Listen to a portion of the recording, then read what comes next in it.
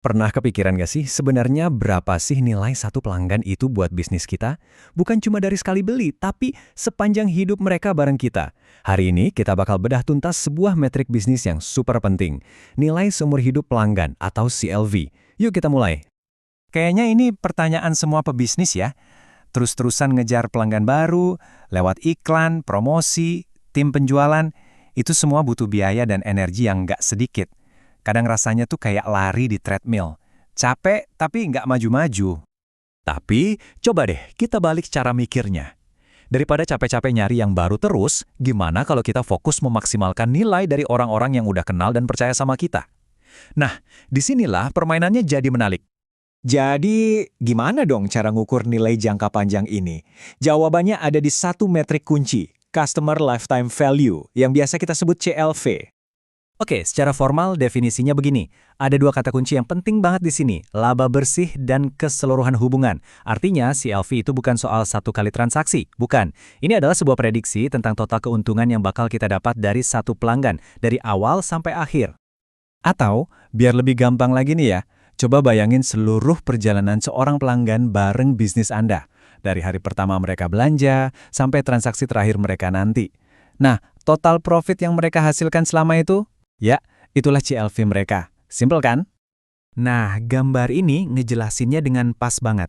Di satu sisi, ada keuntungan yang terus mengalir dari pelanggan setia. Di sisi lain, ada biaya di awal buat narik mereka, plus biaya-biaya lain buat bikin mereka tetap senang. CLV itu intinya soal keseimbangan jangka panjang antara dua hal ini. Oke, kita udah ngerti CLV itu apa. Terus, kenapa ini penting banget? Kenapa bisa dibilang game changer? Karena CLV itu mengubah cara kita memandang bisnis. Dari yang tadinya cuma ngejar transaksi, jadi fokus membangun hubungan jangka panjang yang benar-benar bernilai. Coba deh, lihat angka ini. Riset nunjukin kalau biaya buat dapetin pelanggan baru itu bisa 6-7 kali lipat lebih mahal daripada mempertahankan yang udah ada. 6-7 kali, wow! Ini nunjukin betapa krusialnya retensi pelanggan. Jadi, untungnya buat kita apa? Nah, dengan ngerti CLV, keputusan bisnis kita jadi jauh lebih tajam. Kita jadi tahu harus ngabisin budget marketing di mana, gimana cara manjain pelanggan VIP kita, dan yang paling penting, gimana cara membangun bisnis yang sehat buat jangka panjang. Sekarang kita masuk ke level berikutnya. CLV ini bakal jadi lebih powerful lagi kalau kita pasangin sama satu metrik lain. Ini semua tentang menyeimbangkan nilai yang kita dapat dari pelanggan sama biaya buat mendatangkan mereka. Di sini ada dua jagoan, LTV atau Lifetime Value yang intinya sama kayak CLV, dan CAC atau Customer Acquisition Cost.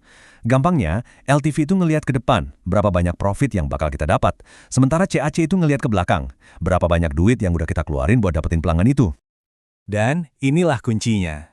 Waktu kita bandingin dua angka ini, rasio LTV banding CAC, kita langsung dapat rapor kesehatan model bisnis kita.